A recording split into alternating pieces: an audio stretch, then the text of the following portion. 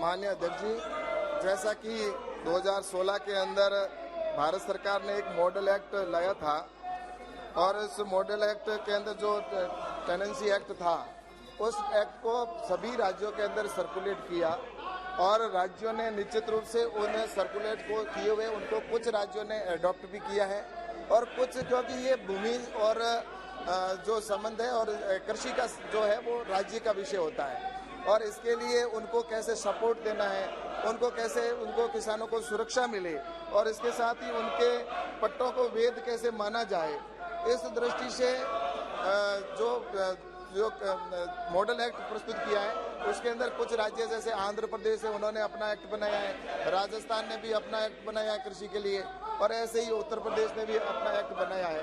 तो इस नाते मुझे लगता है कि किसानों को संरक्षण देने के लिए और ऐसे जो किसान हैं जिनके साथ अन्याय होता है उन किसानों को न्याय मिले, इसके लिए ये एक्ट है वो इसका एक बनाकर और मॉडल एक्ट के रूप में राज्य सरकारों को दिया गया। Shri M Gurumurthy.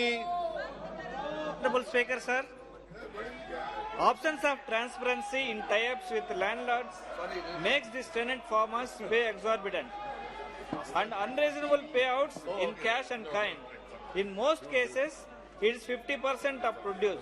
What measures is the government taking to curb such exploitation by the landlords? और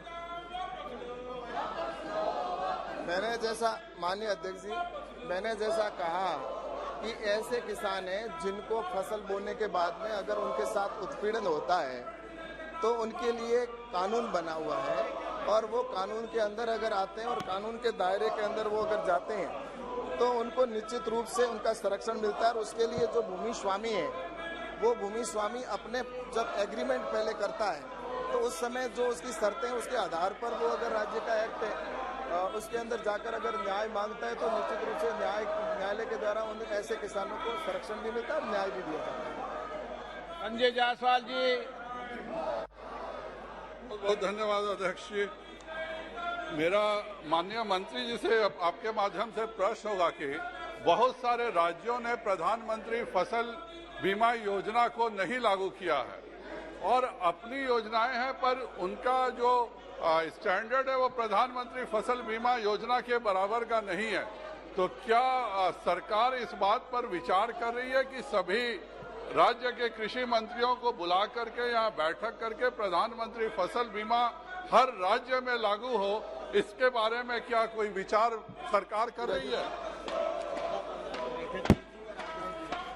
हेलो, माननीय सदस्य जी ने जो प्रश्न किया है कि फसल बीमा योजना, वैसे जो फसल बीमा योजना जो नई फसल योजना बनी है उसके अंदर सभी राज्यों से राय लेकर ही उसमें बनाई गई थी और अभी भी हमारी यहाँ पर जो मीटिंग हुई थी जिसमें देश भर के सभी जो कृषि मंत्री हैं उनको बेंगलोर के अंदर मीटिंग हुई और इस विषय पर भी चर्चा हुई है और उसके अंदर ये किसानों उन मंत्रियों से आग्रह किया है कि आप जो एक फसल बीमा है उसको लागू करें। बाकी वैसे राज्य हैं वो अपनी फसल बीमा योजना के लिए स्वतंत्र है, लेकिन कुछ राज्यों ने जैसा कि आंध्र प्रदेश है, आंध्र प्रदेश ने पहले इस योजना से इस जो नई फसल बीमा नीति से बाहर गए थे, लेकिन अब उन्होंने वापस 1 साल के बाद में पुनः उन्होंने अडॉप्ट किया। तो इस तरह से ये जो नई फसल बीमा नीति है उसको लेकर राज्य भी और राज्य सरकार के निश्चित रूप से हम संपर्क में और उनसे इस बात पर चर्चा भी होती है और मीटिंग भी करते हैं।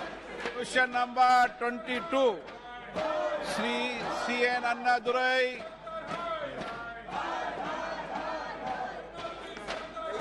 माननीय मंत्री जी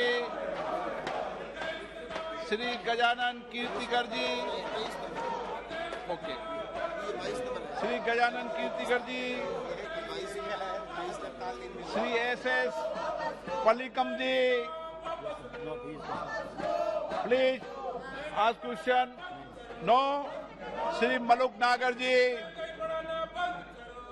मैं माननीय मंत्री जी से पूछना चाहता हूं कि जो फूड प्रोसेसिंग मिनिस्ट्री के अंडर जो गन्ने के रेट बढ़ाने की बात आती है, जो थोड़ा सा सरकार ने बढ़ाया उसके लिए धन्यवाद, लेकिन देश में कोई भी ऐसा नहीं है कि जहां पे गन्ने पे पेमेंट रुकी हुई है उस पे ब्याज नहीं मिलता और कहीं पे अच्छा साहब, दूसरा इसमें जुड़ी हुई चीज, दूसरी जुड़ी हुई चीज कह रहा हूं। दूसरा कि मेरठ पश्चिम उत्तर प्रदेश, जहां बागपत लोकसभा, मेरठ लोकसभा, मुजफ्फरनगर लोकसभा, सहारनपुर लोकसभा, बिजनौर लोकसभा, नगीना लोकसभा, गाजियाबाद लोकसभा, अमरोहा लोकसभा, मेरठ में R&D रिसर्च के लिए कोई इंस्टीट्यूशन खोलने की प्लानिंग है या नहीं है?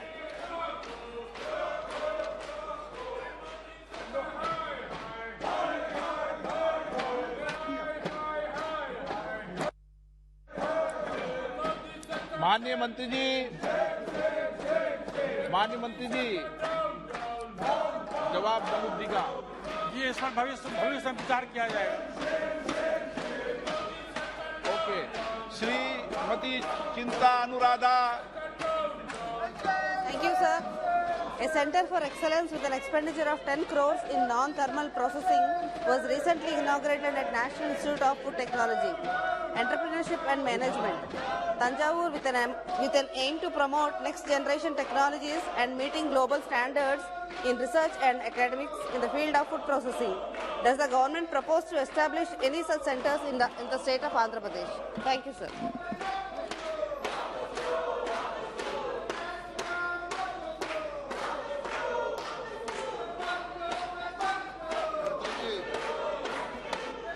आवाज सब सुनाई नहीं पड़ रहा, आवाज सुनाई नहीं पड़ रहा।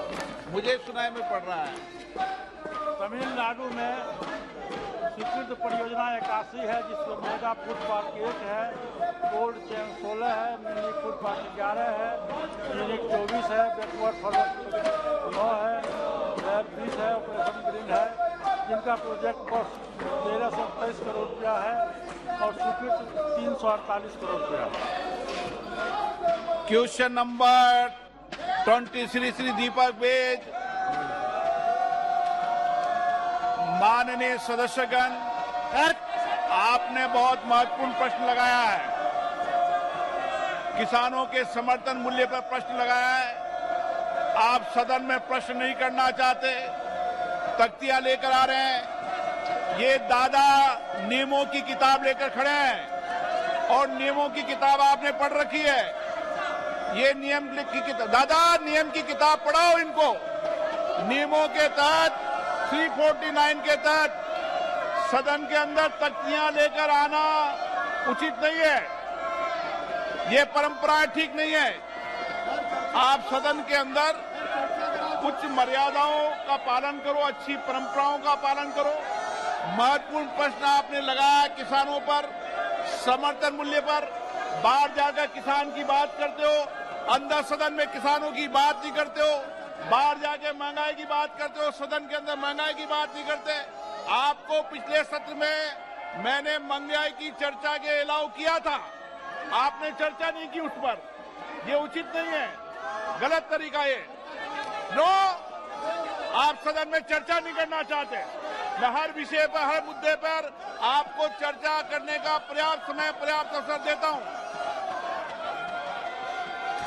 सभा की कार्रवाई आज दोपहर 2 बजे तक के लिए स्थगित की जाती है।